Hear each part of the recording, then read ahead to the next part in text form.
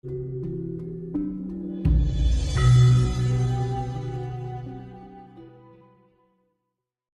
ini Mas, apakah yang sudah Mas Ori kerjakan selama ini dalam konteks membangun perkembangan spiritual generasi muda itu bagaimana? Jadi sebetulnya sih dalam konteks membangun spiritual sendiri sebetulnya saya lebih condong ke dalam diri saya pribadi, Mas.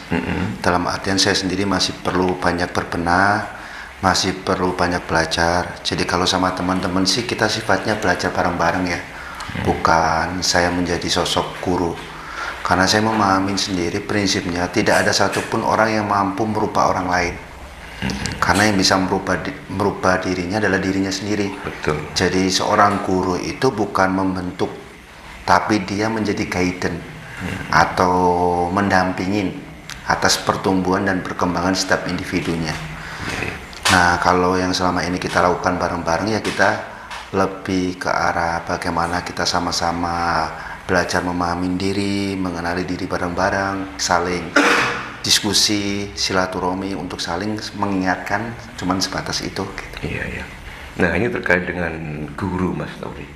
Kan banyak teman-teman kita di sana itu kan pada bingung mencari guru, ya kan, mencari praktis spiritual lah. Menurut pandangan Mas Tori sendiri, ciri-ciri guru spiritual itu yang seperti apa, Mas? Jadi prinsipnya gini, seorang guru itu tidak akan menyebut dirinya sebagai guru. Itu satu, karena pada apa yang saya pahami sendiri bahwa seorang mursyid ketika dia mengklaim dirinya mursyid itu sudah gagal. Artinya haram lah hukumnya. Nah, kalau misalnya mencari guru itu sebetulnya poinnya itu adalah diri kita sendiri, apakah kita siap untuk berguru atau tidak. Pada prinsipnya ketika setiap orang itu memahami bahwa dirinya itu terus berproses dalam bertumbuh kembang, artinya bahwa setiap apapun yang dia alami, situasi apapun, bahkan seseorang apapun, kita akan bisa menjadikan dia sebagai guru. Nah, kalau guru sendiri poinnya adalah bagaimana dia mampu membawa kita lebih dalam mengenali diri, menjadikan diri kita bukan menjadi yang lebih hebat daripada yang lain. Malah ketika kita menemukan seseorang yang mampu membuat kita itu menjadi tidak punya daya dan upaya, tidak memiliki atau merasa bodoh, berarti itu guru yang tepat. Karena saya memahami sendiri ketika saya berguru itu bukan saya menambah pinter, malah saya merasa bodoh. Nah, dari situlah saya memahami bahwa jadi ketika kita mau berguru, menemukan guru, apakah benar-benar yang perlu kita pertanyakan, apakah kita benar-benar siap untuk menjadi murid. Karena segimanapun guru yang kita pelajari atau bertemu dengan siapapun, setiap orang itu pasti membawa pembelajaran baru buat kita. Tidak ada yang sebetulnya yang sia-sia ketika kita belajar, walaupun toh itu tampak begitu sangat menyiksa kita, tampak begitu membuat kita menderita seorang yang kita sebut guru itu. Pada prinsipnya ada nilai plus yang sebetulnya teman-teman akan bisa memahami itu. Jadi jangan pernah menyesal untuk mencari guru. Jadi teruslah belajar terus menerus dan jadikanlah setiap orang itu menjadi guru kita. Ya cuman itu. Oke. Nah, sebagai orang awam Mas Orian, misalnya kita lagi mencari seorang guru lah, seorang mursyid. Nah, apa yang harus kita lakukan ke depan agar kita ini tidak terjerumus pada seorang guru yang salah gitu? Jadi kan sebetulnya kan uniknya kan gini, bukan tentang salah dan benar. Sebetulnya poinnya itu adalah penempatan kita untuk memutuskan segala pilihan kita. Pilihan itu tidak ada yang benar, tidak ada yang salah. Yang sebetulnya kita pahami itu segala apapun pilihan kita itu pasti membawa resiko masing-masing. Dan sebetulnya yang paling utama adalah ketepatan memilih.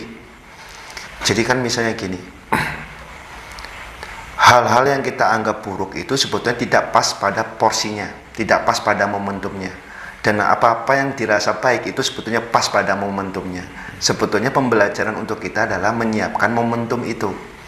Nah, apa yang perlu kita pelajari sebetulnya yang perlu kita siapkan adalah apakah kita benar-benar butuh untuk berguru. Apakah benar-benar kita siap untuk menjadi murid. Karena yang paling sulit itu menjadi murid. Karena kebanyakan kita itu mengadopsi nilai-nilai intelektual yang pernah kita pelajari, nilai-nilai akademis yang kita pelajari itu sebetulnya itu akan menjadi penghambat besar kalau kita pegang erat-erat. Nah, ketika saya memahami sebentuk cita-cita ya, orang itu beranggapan cita-cita itu adalah keinginan besar untuk ke depan, hal yang diimpikan. Iya. Padahal sebetulnya cita-cita itu dari kata-kata cita. Cita itu adalah suatu keilmuan luhur yang dia datang seketika tanpa ada pemilik, tanpa ada klaim. Nah, itulah yang disebut dengan intelijensial. Nah, sebetulnya apakah teman-teman ketika mau berguru itu pertanyakan dulu apakah saya siap untuk menjadi murid dan apakah motif berguru itu sudah pas. Jadi kebanyakan kita tidak sesuai dengan apa yang kita inginkan atau menemukan guru yang salah karena orientasi kita berguru juga udah salah. Berkeinginan apa, karena kebanyakan kita itu mengalami satu fenomena instan, semua pada pragmatis. Pengennya belajar sebentar langsung belajar sebentar langsung, kan nggak bisa seperti itu. Iya. Karena butuh proses. Iya, nggak bisa instan. Maka kalau menurut saya, istilahnya kalau teman-teman berguru dan menemukan seseorang yang tepat untuk dijadikan guru, ibarat menggali sumur, terus gali sampai keluar air. Jangan separuh terus ganti guru lagi, gali lagi, belum sampai keluar air, ganti lagi. Lah itu yang selama ini terjadi. Kenapa teman-teman tidak pernah menemukan guru yang tepat? Dan saya sendiri belajar dari almarhum Kang A sendiri itu dari SD. Nah, itu pun kan saya menggali terus sampai sekarang. Apakah saya sudah selesai? Belum. Saya masih menggali sampai saat ini. Masih kurang terus ya, Mas? Masih mengulang terus. Karena kebenaran itu bersifat berlapis. Jadi kalau kita lihat dari esensi suatu peristiwa, itu pasti ada makna yang semakin kita dalamin akan semakin dalam. Kita dalamin lagi akan semakin dalam lagi. Jadi sebetulnya kebenaran itu bersifat relatif. Jadi dia itu terus bertumbuh. Jadi tidak ada kebenaran mutlak. Ketika kita sudah mengklaim bahwa spiritual kita paling bagus, pemahaman kita paling bagus, ya hati-hati, itu bisa jebakan. Iya, iya. Bisa nggak seseorang itu pandai, pintar tanpa berguru ke orang lain, bisa nggak? Ya bisa aja, asal dia menyiapkan dirinya. Kan jadi gini, Mas, seseorang itu akan bisa menjadi lebih cerdas. Cerdas itu artinya adalah memiliki satu pandangan yang cukup kompleks. Kompleksitas seseorang memandang suatu peristiwa itu menentukan pilihan atau cara pandang dia melakukan suatu tindakan. Jadi kecerdasan itu adalah di mana ketika seseorang menghadapi situasi sesuatu tertentu, dia memiliki kompleksitas cara melihat dan cara menyelesaikan. Nah, itu kan harus dialamin. Jadi seseorang itu bisa semakin cerdas ketika dia mengalami. Jadi kan memang kita itu harus bisa membedakan ya antara orang yang berpengetahuan dan orang yang berilmu. Itu beda.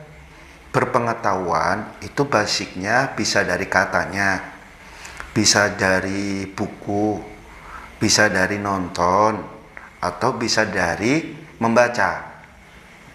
Nah, beda dengan orang berilmu. Nah, ini sama dengan yang ditanyakan waktu kita di Jakarta. Di Jakarta itu ada teman yang cerita, Mas, apakah orang yang berpengetahuan itu pasti selaras dengan tindakan? Nah, saya timbalin lagi. Ibu harus bisa membedakan antara orang berilmu dan berpengetahuan. Kalau berpengetahuan itu berdasarkan knowledge, jadi dari membaca atau mendengar. Tapi kalau orang berilmu itu dari pengalaman langsung. Jadi ketika dia mengalami langsung, merasakan langsung, otomatis akan selaras dengan perilakunya. Makanya sebetulnya kalau mencari guru itu, dan guru yang baik itu pasti memberikan ruang kita untuk bertumbuh dan berkembang. Membawa kita pada pengalaman langsung, bukan katanya. Karena suatu situasi tertentu, guru itu akan menjadi jebakan besar. Terus ini, Mas, terkait dengan spiritual story. Sebenarnya tujuan dari spiritual sendiri itu seperti apa? Kan banyak orang-orang ini yang mengartikan bahwa spiritual itu bertujuan untuk mencari Tuhan. Nah, spiritual itu bertujuan untuk menyelesaikan masalah. Dan kebanyakan orang-orang itu pola pikirnya itu bahwa orang yang punya masalah itu harus berspiritual. Nah, itu bukan pandangan Mas Ori terkait itu. Apakah benar bahwa spiritual itu untuk menyelesaikan masalah, Mas? Jadi penyelesaian masalah itu bukan tujuan, itu impact, bonus.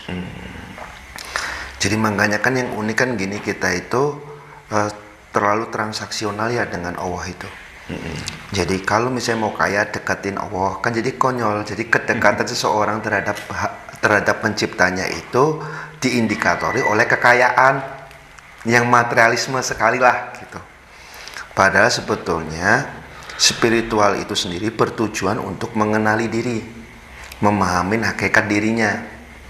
Nah, setelah memahami hakikat dirinya, disitulah mereka akan berproses. Maka sebetulnya nilai dasar dari kita beragama itu, kalau menurut saya dari ma'rifat dulu. Nah, baru ke syariat, thariqat, hakikat, ma'rifat, syariat lagi terus. Itu kan sebetulnya siklus, bukan pencapaian. Makanya itu sebetulnya tujuan akhir dari berspiritual itu juga nggak ada ujungnya. Cuman dengan memahami spiritual, kita akan bisa memahami diri kita lebih dalam. Ketika kita memahami diri kita lebih dalam, artinya segala permasalahan-permasalahan yang kita hadapin, kita mampu untuk membawa diri kita lebih hening, lebih tenang untuk menghadapi masalah. Bukan ketika kita berspiritual selesai masalah, ya enggak. Malah masalah-masalah itu akan terus kita hadapin walaupun kita mau berspiritual atau tidak. Tetap pasti ada PR-nya. Iya. Jadi apakah kalau misalnya kita lihat dari beberapa wali, Sunan Kalijogo sendiri, apakah ketika beliau sudah mengalami enlightenment atau pencerahan itu sudah selesai tugasnya? Kan enggak.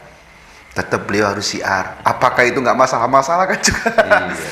Tapi kan beliau menikmatin itu bagian dari proses pengabdian beliau kepada pencipta. Cuman itu. Jadi kalau misalnya kita berpikir bahwa spiritual itu ada ujungnya, ya nggak akan berujung, akan terus bertumbuh.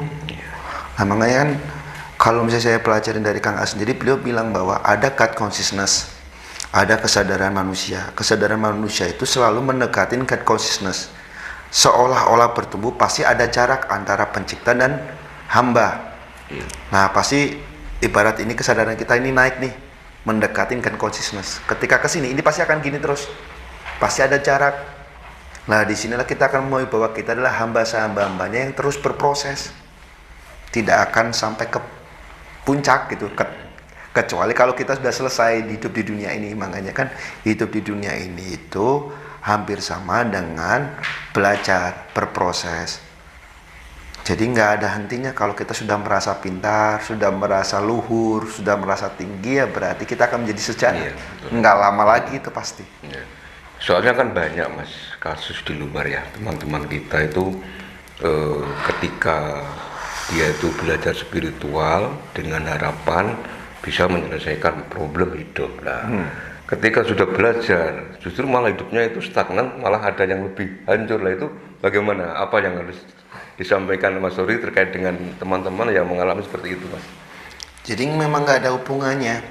Mau kita nggak berspiritual atau berspiritual, ujian hidup itu akan tetap ada.